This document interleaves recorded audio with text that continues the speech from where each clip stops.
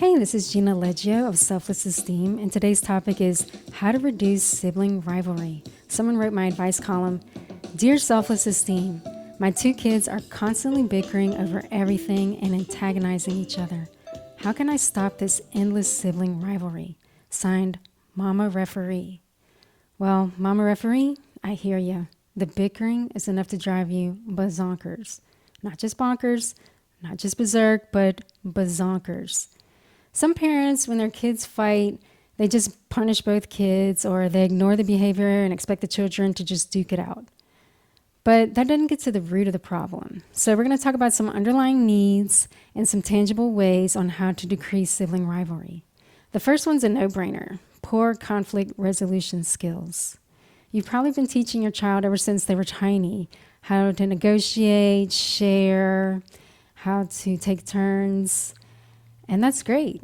And so you probably positively reinforce them when they start doing that. But what parents need to understand is that need to constantly or continually reinforce them positively when they do that. And some parents may be thinking, well, why should I positively reinforce them for something they should be doing anyway? That's a good point, but think about employees. They continue to go to work because they continue to get paid. And children, when they continue to get positively reinforced, then it starts becoming part of a habit. And when it becomes part of their character, then you don't need to positively reinforce them as much.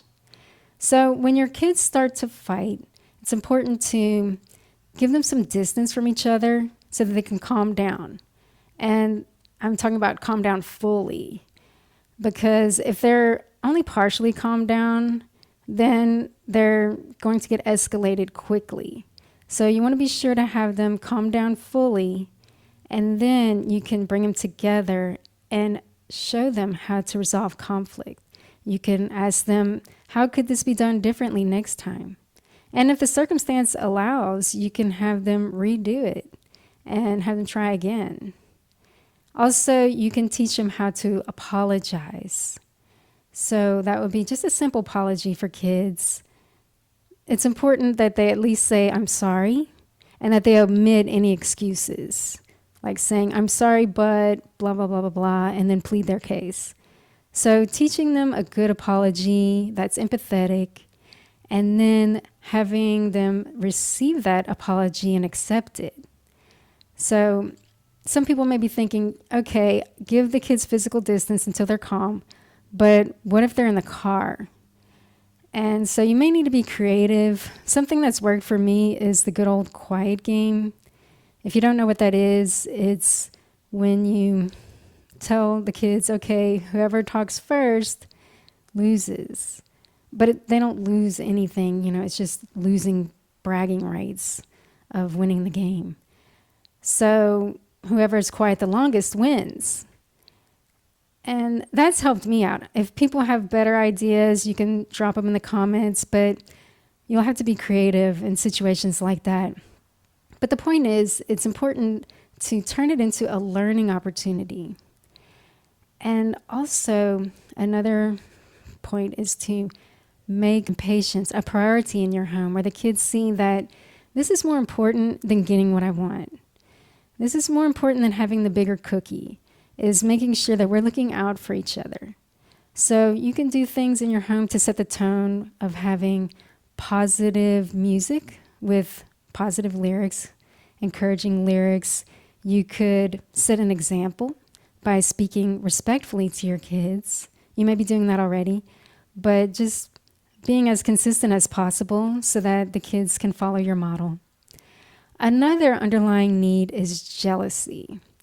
And that's been going on since the beginning of time between siblings. I mean, think about Cain and Abel. Cain was so jealous of Abel that he killed him. And those were the first siblings. So it's been jealousy ever since. So one of the ways you can do that is by teaching them how to support each other and how to congratulate each other when they win something or when they gain something, when they receive something, to be happy for each other. And they may have to fake it till they make it. You may have to tell them how to do this and just be happy if they even say a word like, oh, good job to each other. But they'll get used to it. You know, like I say, fake it till you make it. There is some truth to that phrase. I don't know who said that quote first, but I think it's a good one. And also just helping them have gratitude. Children aren't born with gratitude, but it seems like parents subconsciously expect their children to just kind of start saying thank you for things on their own, but it just doesn't work that way. They take things for granted easily, like the rest of us do. So parents have to train their kids and teach them to say thank you for anything as simple as a meal that they received from you, that you cooked or bought for them. And if you take them on an outing, instead of everybody just quietly getting in the car, or whatever the case may be, to say, hey, thanks for bringing me to this place, or that kind of thing. And so having an attitude of gratitude can decrease the competition, the sibling rivalry, because they'll be happy with what they have. Another underlying need is low frustration tolerance. All children have this to some degree because babies, they come out of the womb screaming. So there are some complications too, life stressors that can make it even harder. There could be neurological issues too. So one of the suggestions is to have your child see a therapist. And this person could see them in individual therapy. They could see the kids together. They could give referrals to other professionals if needed. So that's also something you can consider. Another underlying need is boredom. Sometimes kids pick on each other because they just think it's entertaining to see each other get upset.